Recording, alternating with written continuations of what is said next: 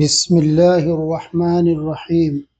الحمد لله الذي ألف بين القلوب بالمحبة والوداد، ونهى عن الشحناء والأحقاد، وحذر من ضغينة القلب التي تفسد أواصر المودة بين العباد، وبين لنا أسباب الداء وسبل الإرشاد، لتصفو الصدور من نزعات الشيطان ومكائد الفساد.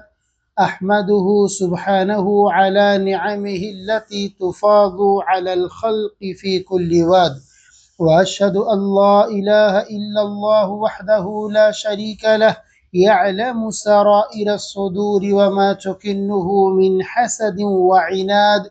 وأشهد أن سيدنا ونبينا محمدا عبده ورسوله، الداعي إلى التآلف والتسامح والإسعاد، صلى الله عليه وعلى آله وأصحابه هداة الأنام إلى سبيل الرشاد، وسلم تسليما كثيرا إلى يوم الميعاد.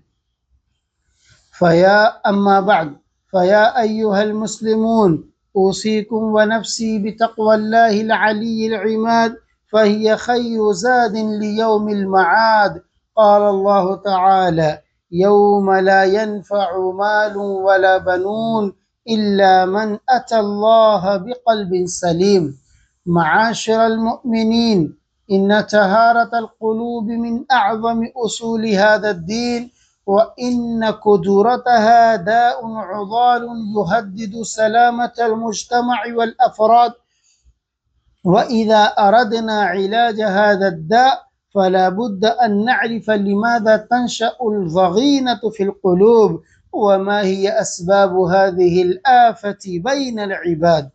فمن أعظم أسباب كدورة القلوب نزعات الشيطان، فإن الشيطان إذا أيس أن يعبد في أرض الإسلام سعى بالتحريش وإشاعة النميمة بين العباد. قال الله تعالى: إن الشيطان ينزغ بينهم إن الشيطان كان للإنسان عدوا مبينا. ومن أسباب ضغينة القلوب سوء الظن والتنقب عن عيوب الناس، فمن أراد كشف عيوب إخوانه ملأ الله قلبه حسرة وأضغادا. وقد حذرنا النبي صلى الله عليه وسلم بقوله: إياكم والظن، فإن الظن أكذب الحديث، ولا تحاسدوا ولا تجسسوا ولا تنافسوا ولا تحاسدوا ولا تباغضوا، وكونوا عباد الله إخوانا. ومن دواعي الضغينة أيضا التنافس على حطام الدنيا، فكلما اتسعت الرغبة في المتاع والأعراض ضاغت الصدور بالحسد والأحقاد، فيتقاطع الأقارب ويتهاجر الإخوان وتفسد الضمائر والأكباد. فاتقوا الله عباد الله، واعلموا أن سلامة الصدر سبب لدخول الجنة ورفع الدرجات عند رب العباد. أقول قولي هذا وأستغفر الله لي ولكم ولسائر المسلمين، فاستغفروه إنه هو الغفور الرحيم.